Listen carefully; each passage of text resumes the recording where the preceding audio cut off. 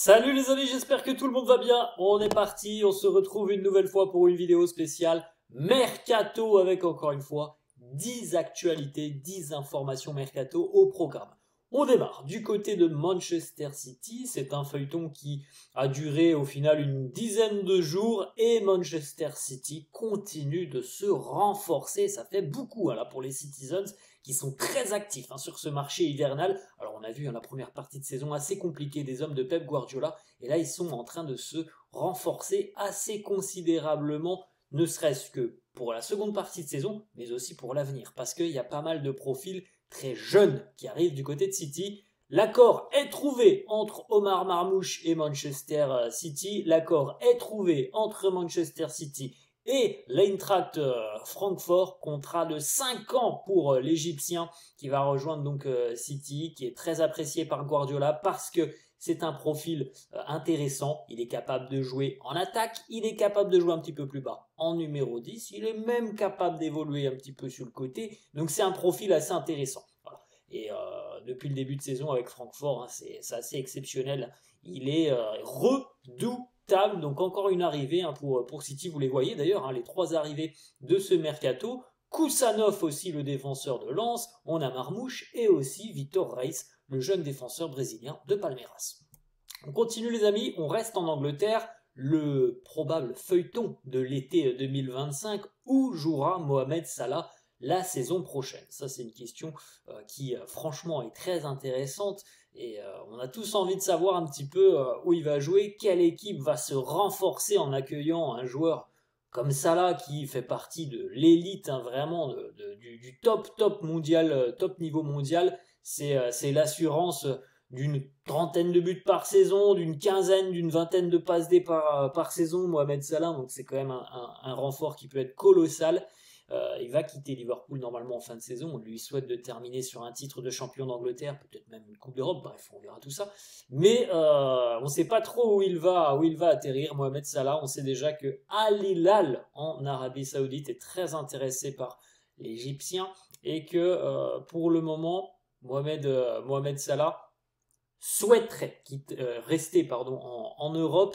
Mais évidemment, l'aspect financier ne peut jamais être écarté dans ce genre de proposition et Al Hilal proposera beaucoup plus que n'importe quelle équipe européenne. Ça, il n'y a pas de doute.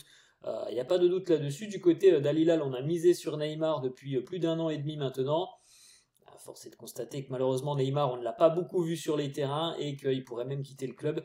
Et du côté d'Al Hilal, on se dit que voilà, Mohamed Salah, c'est un apport sur le plan sportif et ça peut être aussi une vitrine pour le football saoudien. Donc voilà, ça sera peut-être un gros feuilleton du mercato estival 2025.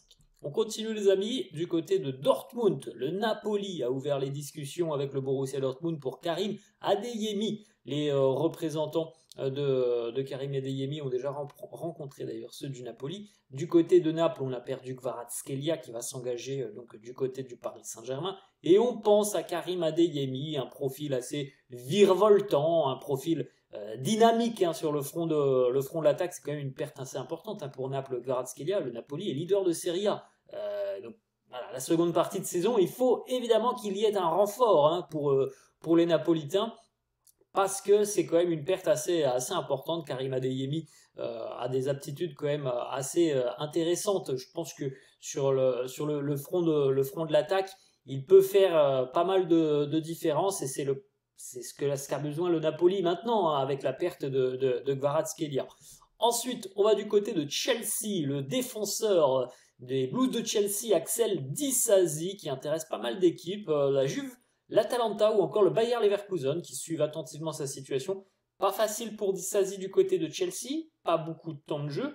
Un petit peu d'ailleurs comme Christopher Nkunku, il joue les matchs, entre guillemets, de seconde zone. Il a joué pas mal de rencontres, notamment en Conference League, mais quand il y a les gros affrontements en Première Ligue, c'est pas sur Disasi qu'Enzo Maresca mise, donc c'est compliqué pour lui. Il y a une vraie problématique de temps de jeu et on verra comment ça se terminera sur ce mercato hivernal, mais peut-être qu'un prêt peut être une bonne solution pour Axel Disasi. En plus, voilà, c'est plutôt des clubs avec un certain standing qui sont intéressés par Disasi. et qui peuvent peut-être d'ailleurs lui offrir beaucoup plus de temps de jeu que chez les Blues de Chelsea. Ensuite, c'est Foot Mercato qui nous sort l'information. Le Real, toujours intéressé par la venue d'un défenseur central. Il fait partie des références en Première Ligue déjà depuis plus de 2 ans maintenant. William Saliba, le défenseur français des Gunners d'Arsenal, qui peut être une piste très sérieuse pour le Real sur l'été 2025. Alors Saliba a un contrat qui court jusqu'en 2027 avec les Gunners. Donc voilà, 2 ans de la fin de son contrat, en général, c'est quelque chose qui est faisable sur le mercato. Le Real a très envie d'un profil jeune, d'un profil aussi, si possible, qui est quand même expérimenté, mais même si évidemment jeune et expérimenté, en général, ça colle pas beaucoup. Si tu es très très jeune, t'as pas beaucoup d'expérience. Là, Saliba, il a quand même pas mal d'années maintenant derrière lui, et franchement, en Première Ligue, c'est l'une des références. C'est un joueur, à mon avis, qui a une grosse valeur marchande. Alors, on peut déjà se le dire, hein, les Gunners n'ont certainement pas envie de le perdre.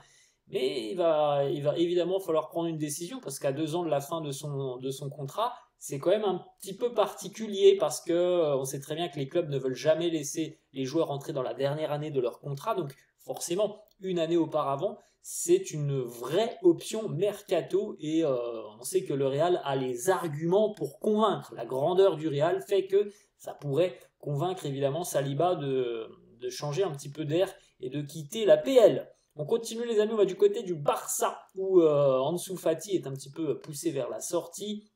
Il n'est pas retenu déjà depuis 3 matchs consécutivement par Hansi Flick.